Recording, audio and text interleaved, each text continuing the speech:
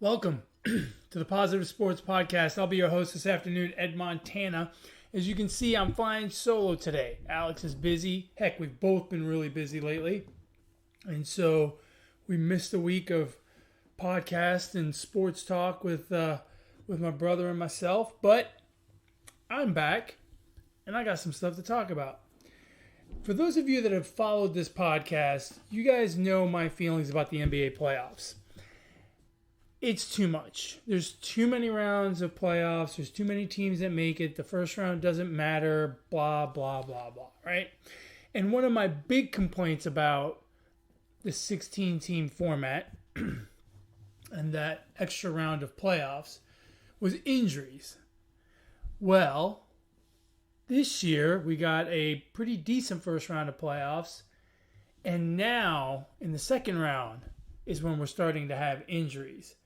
And we've got some really big issues that are really going to affect how these series play out and ultimately who our NBA champions going to be in a few weeks. Let's start over in the East where you've got Atlanta and Philadelphia. That series is now tied at 2, but the big issue there is Joel Embiid. Now, he played the last game.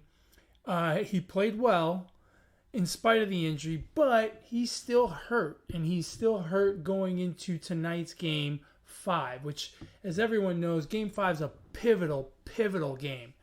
The winner of Game 5 usually goes on to win the series, I'd say, probably about 75-80% of the time. So, Game 5 is a big deal, and, we just don't know how healthy Embiid is. Now, this Atlanta team is, in my opinion, performing better than they actually are. Trae Young is the real deal.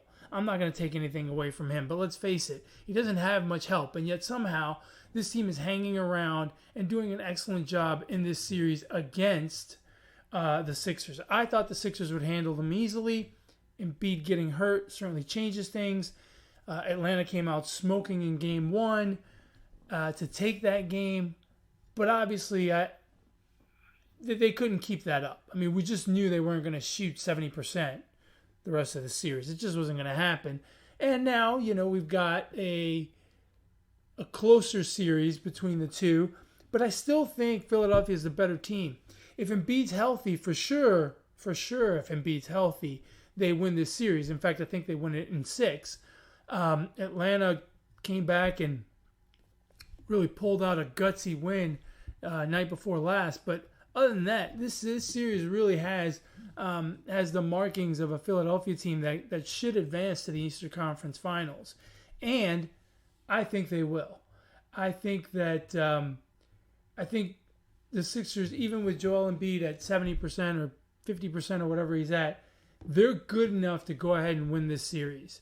They're good enough to go ahead and really, cement themselves. They're the 1 seed for a reason, right? And I think that they are going to show out that they are the best team in the Eastern Conference, with the exception of the Brooklyn Nets. Obviously, that has to be hashed out at some point. But look, the Sixers are really good. Doc Rivers is a great coach, and I think the Sixers are going to pull this out. The other series in the East is the Brooklyn-Milwaukee series. And now this one, again, has injuries on the team that was favored to win the series. James Harden first with a hamstring issue, and then Kyrie Irving with a nasty ankle sprain. He landed awkwardly on someone else's foot. It looked awful. I mean, it looked to me like he broke the damn thing. I don't know how it's only a sprain, but that's what it is. But he's not expected to be back. It's certainly not for Game 6. Now, the Nets looked in trouble yesterday in Game 5. They came out kind of flat, and the Bucks were firing on all cylinders. But it came back to bite the Bucks in the end. The same thing that always comes back to bite the Bucks in the end. Terrible free throw shooting and an over-reliance on the Greek freak, on Giannis. Look, Giannis is great, but when you get to the NBA playoffs, when you get to these tight possession-by-possession games, you have to have more options than that. And Chris Middleton didn't help him out, and Drew Holloway helped, but just not enough. And they ended up blowing, they had a 17-point lead at one point. They ended up blowing that to a Nets team that only had Kevin Durant, although he scored 49. He put the team on his back and carried the way. And injured James Harden, who, you know, for all of the criticism that James Harden gets about his defense, on some critical possessions played some incredible defense. And, you know, he's not 100%, and no Kyrie Irving. So the Bucks really wasted an opportunity to go up 3-2, I felt, last night, and take the series back to Milwaukee where they could, you know, wrap it up in Game 6. Now they've got to win at home in Game 6, not an insurmountable task, especially without Kyrie Irving and an injured James Harden on the Nets starting five, but not an easy task either. It'll be the same game we saw last night, only now it's going to be in Milwaukee, and sure, home cooking should help a little bit, but who knows, right? I think they win that game. I think they push it to a Game 7. And quite frankly, once you get to a Game 7, all bets are off, especially if Harden goes down more seriously than he's hurt now. He really battled, and Doc Rivers called him a soldier. He's not a soldier. But he really did tough it out yesterday with a bum hamstring. And, you know, look, if it gets worse, it's going to be a problem. They're going to play with only Kevin Durant. And I don't know that Kevin Durant can, look, if there's someone in the league that can drop in 50 every night, it's probably Kevin Durant. But I don't know that he can do it 3 games in a row if they end up losing this Game 6. It is not going to be easy. I almost want to pick the Bucks to win this series simply because I don't think Kyrie Irving's going to be back, and I don't think James Harden is going to get 100% in this series. And I just don't think Kevin Durant can drop in 50 every night the way he did last night. I have a bad feeling about the game in Milwaukee, and then Game 7 without a healthy James Harden to help take the load off of Kevin Durant and no Kyrie Irving. This may be the Bucks that win this series. Moving on to the West, let's talk about the series that's over, because that actually has some injury news now that will influence things going forward. But you've got the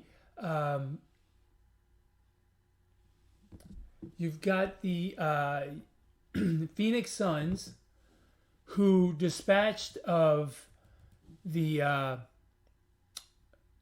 Denver Nuggets, and your MVP Nikola Jokic, who, you know, played great, but the Suns were just too much, and they ended up sweeping the Nuggets.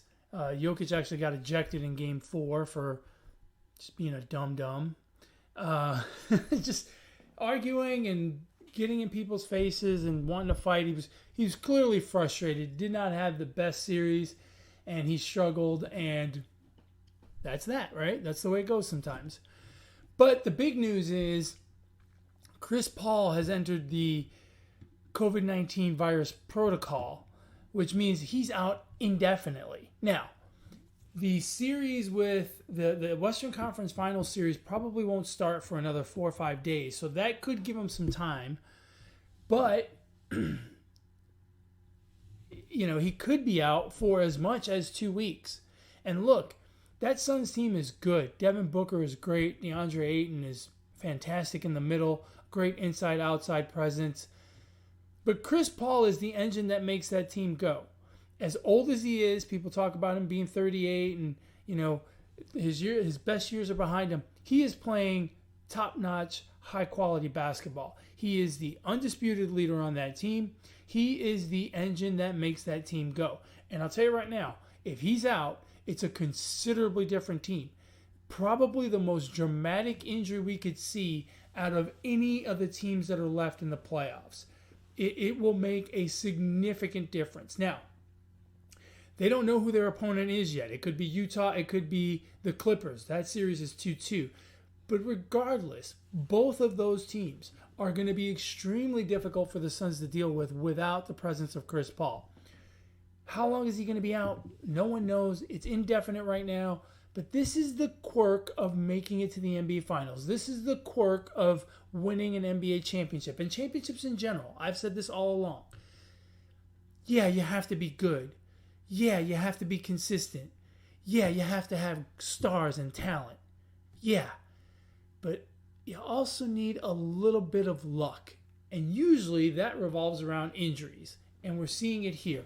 The Suns could have a very, very significant part of their starting five missing from their roster come game one of the Western Conference Finals.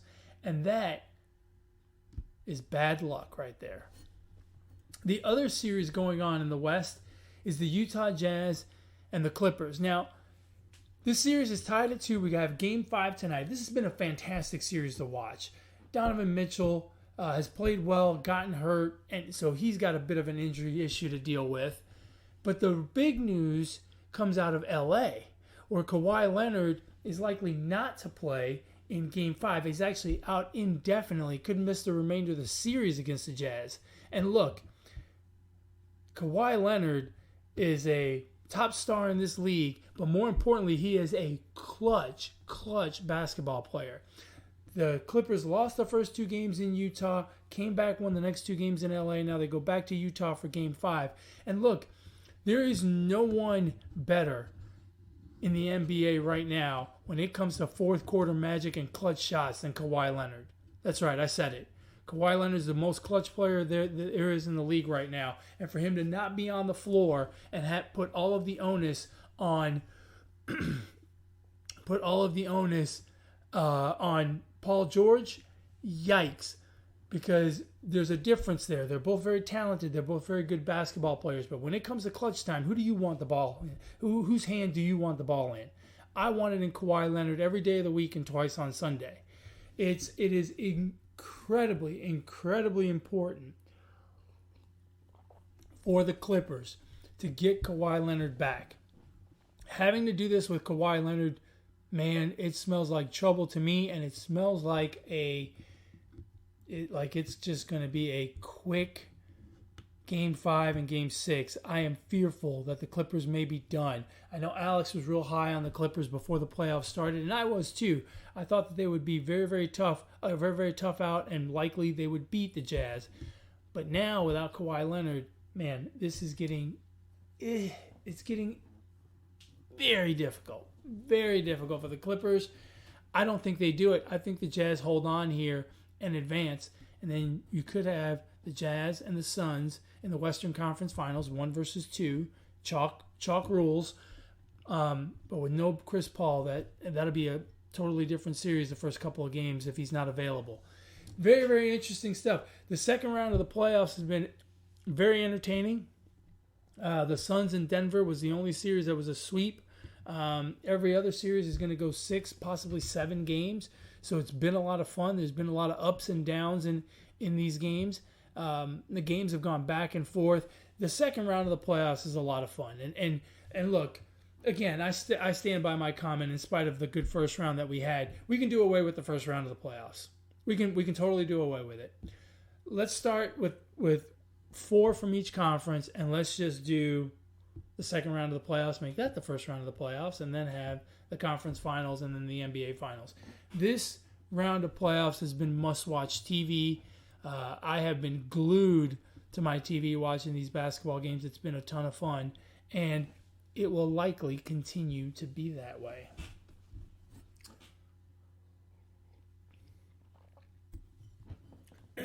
For those of you out there that like to interact with us, you can email the show, positivesports10@gmail.com, positivesports10@gmail.com.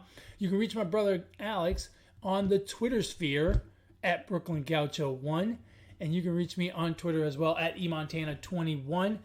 You can catch the podcast on YouTube if you want to watch, or if you want to listen, you can catch it on Podbean, Google Play, Spotify, iTunes, whatever your favorite podcast platform is. Moving on, the topic of the week in baseball is this memo that has come out about pitchers using foreign substances. Now, just to give everyone some background, it's been a few years now where players have been able to, players and organizations have been able to get their hands on data related to spin rates and found, larger movement of the baseball with more spin per minute. In order to get more spin, you need better grip, right? Better grip on the seams. A lot of times you'll hear pitchers complain about the fact that they want baseballs with higher seams on them so they can get better grip. So, as you can well imagine, as spin rate has become a thing, so has ways to improve that grip, right? And a lot of stuff's come out that you can use for grip, right?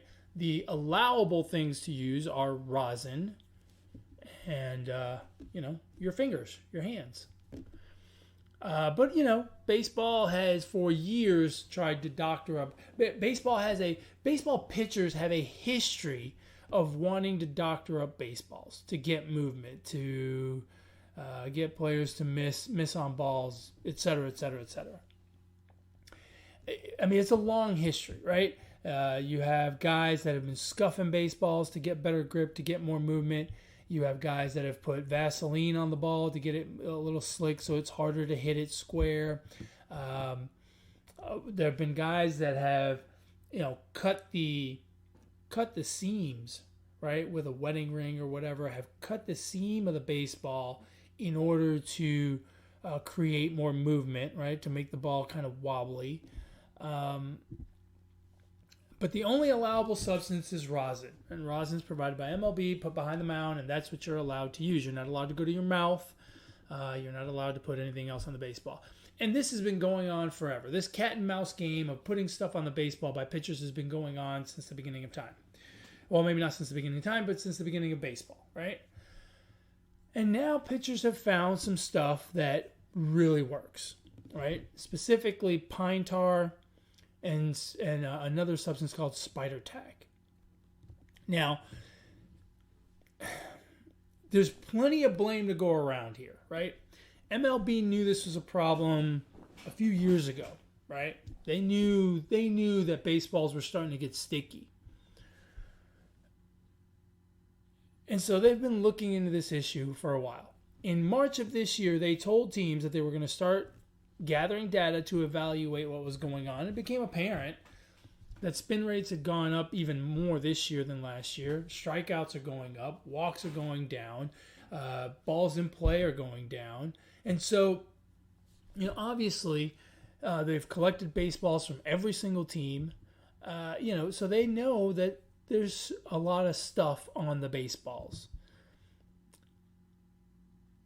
And so they sent out a kind of a casual warning last week that they were going to crack down, last week or 2 weeks, actually it was 2 weeks ago, that they were going to crack down on this stuff. Now, they had told Major League Baseball teams, they had told all the teams back in March that they were collecting data and they were going to crack down.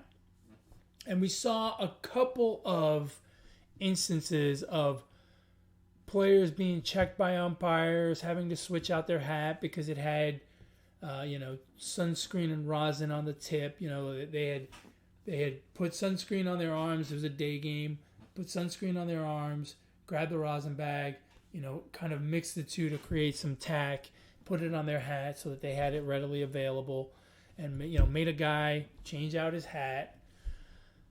So we've seen little instances of umpires starting to check, starting to look to see what the deal was.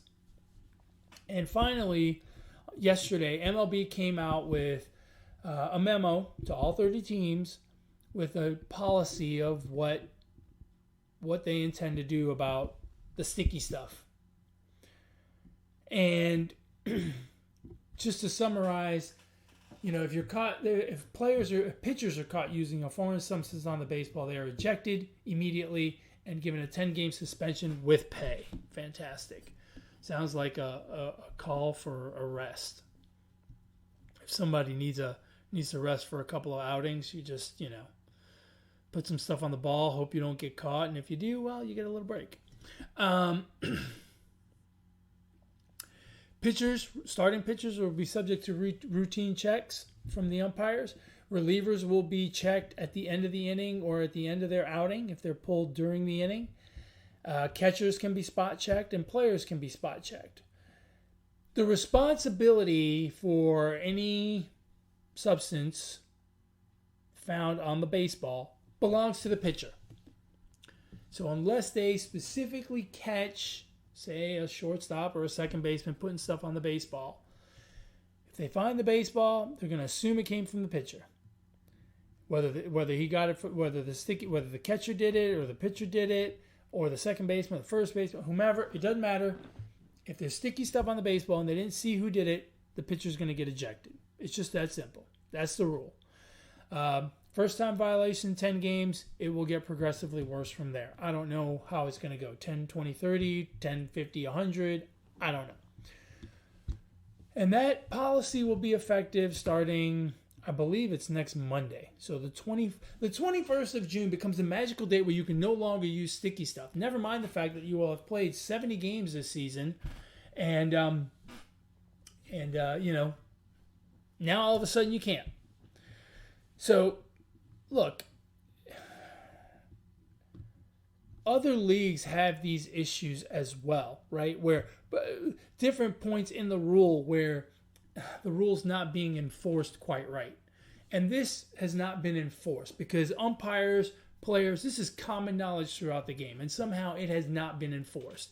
Other leagues have the same thing, and you'll hear in the beginning of the NFL season that, referees and umpires have been told that pass interference is a point of emphasis this year, and teams will bring officials in to their scrimmages, and in the preseason they'll talk a lot to the referees, and the referees will talk to the different teams to tell them what the points of emphasis are and what's allowed and what's not allowed and this, that, and the other thing.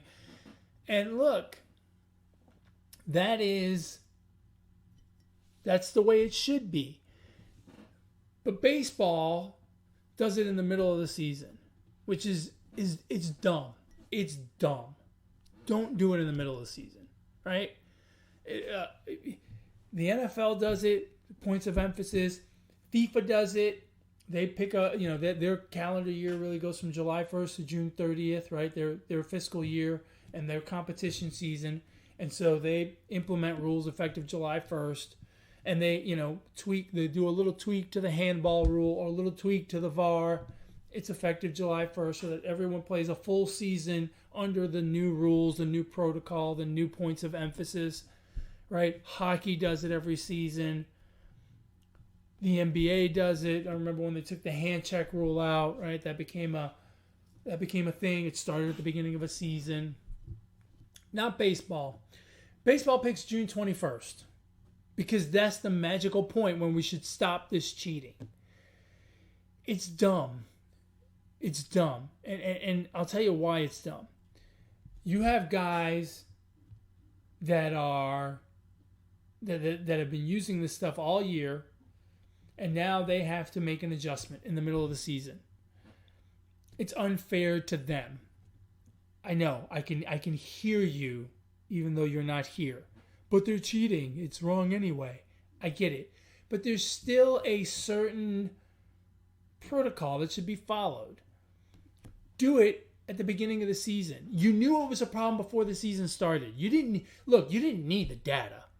You didn't need it. You could have just walked in a clubhouse and talked to the 25 guys, and you could have went to a game and talked to the 4 umpires, and you could have done this over a week in spring training and gotten all the information you needed. However anecdotal it might have been, you could have gotten all the information you needed at that point.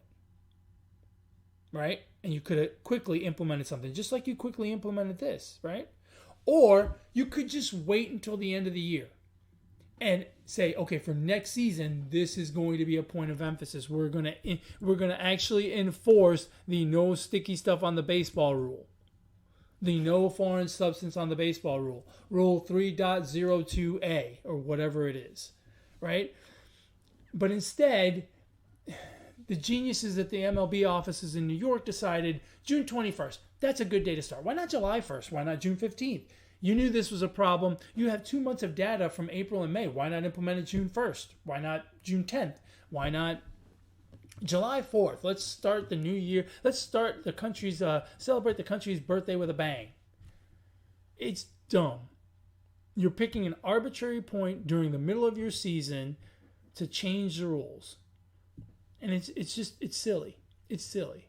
Now, on the flip side, your pitchers were cheating. Quit complaining. Be glad you didn't get suspended already. Deal with it. You weren't supposed to be using foreign substances on the baseball in the first place. You've known this since you were a little kid. Don't complain about the rule. You weren't supposed to be cheating anyway. The only thing MLB has done now is they've put an actual price tag on your cheating. 10 games. There you go. 10 games. 10 games. Before, it's happened before, right? Where pitchers have put stuff on the baseball. The umpires walked out there. They've looked at their hat and this, that, and the other thing and ejected a pitcher for putting foreign substance on the baseball. The matter then went to the MLB office, and the MLB handed down a punishment. 5-game suspension, 4-game suspension, 6 games, whatever it was. The only thing that's changed now is that umpires are going to check regularly, and we know the price tag for you cheating. 10 games. Bang. That's it. So, to the Tyler Glasnows and all the other pitchers that are complaining about this rule coming in, hey, you weren't supposed to be cheating in the first place. You cheater. You weren't supposed to be cheating, right? Don't complain that the cop caught you for speeding. You weren't supposed to be speeding. Just because there's a cop there and you got caught, it's not boo-hoo the cop. It's you were speeding. You were the one speeding. It's your fault. You know, Tyler Glasnow talking about he busted his UCL because now he can't use a substance. What? So the ball slipping out of your hand a little more than it did a week ago is what caused your UCL to pop? I don't think so. The fact that you're 6'7", throwing 98 miles an hour, that might have had something to do with it. I hear that the torque on an elbow from throwing 98 mile an hour fastballs is quite strenuous. Tyler, I think that's what did it. I'm going to go out on a limb. I'm not a doctor. I have, in fact, never, ever performed Tommy John surgery. I don't know the mechanics of the elbow. I do a little bit, but not enough.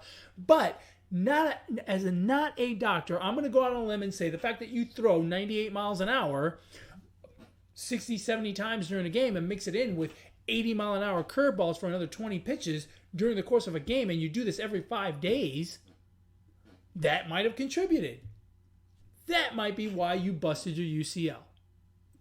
The fact that the ball slips out of your hand a little bit more now because you're not using tacky stuff has nothing to do with your UCL, buddy. There have been pitchers blowing out their elbows for the last 50 years. And back then they didn't use spider tack. There's been a bunch of them that have blown out their elbows without using anything. Tommy John, the man who they named the surgery after, Tommy John himself probably didn't use anything. Maybe he did. I don't know. My point is, do not complain about the enforcement of a rule that's been a rule since the beginning of time that you've known about since you were a little kid. It's being enforced. Deal with it. And to blame your injury for that, you're being silly. You're being silly. You look like a buffoon. You look absolutely silly. It is ridiculous. Pitchers, stop complaining. They're enforcing the rule. Okay? They're enforcing the rule. If a bunch of umpires decided that they were not going to call strikes, no matter where the pitch was, wouldn't you want MLB to come on down and say, hey, you need to call strikes. You need to call the strike zone from the letters to the knees, the width of home plate. Wouldn't you want that? Wouldn't you want them to enforce the rules? Hey, here's another one. If all of the batters are corking their bats and MLB's just letting it go, and one day MLB decides, there's a lot of home runs being hit lately. Exit velo is going through the roof. We got to start looking at bats. And they look at bats. And they find a bunch of corked. And they say, okay, listen here, guys. On June 21st, no more corked bats.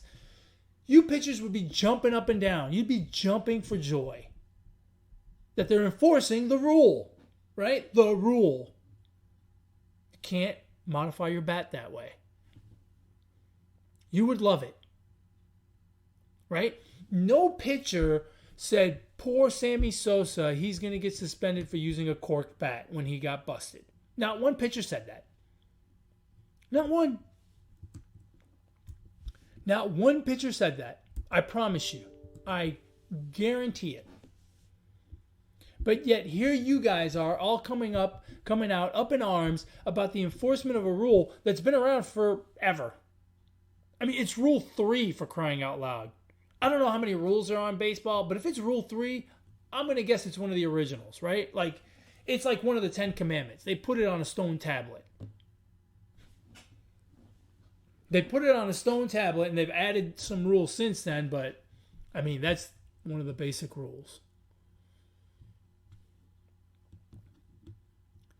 Look, just don't cheat.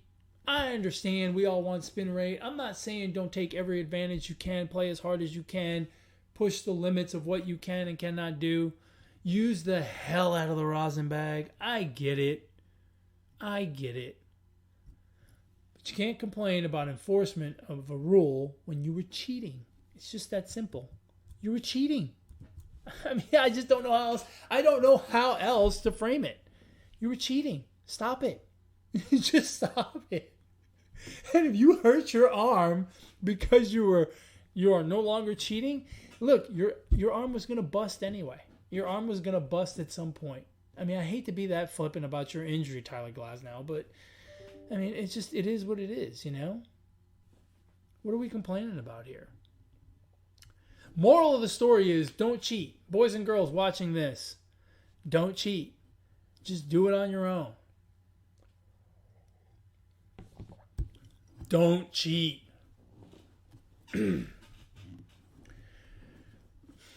Major League Baseball players are so persnickety.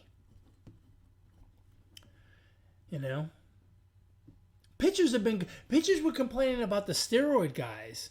I mean, they were going batshit crazy about guys walking up to the plate juiced to the gills. But we can put foreign substances on the baseball? I mean, what? It just doesn't make sense to me why that is so much more egregious. Having that rule enforced is so much more egregious than the PED rule or the corked bat rule. It's dumb. Stop complaining. MLB, stop making changes in the middle of the season. Stop it. You want to improve the game. I get it. Just don't do it in the middle of the season. You know when this is really going to become a problem? This is when it's going to become a problem. Here in the summer, it's not going to be that big a deal.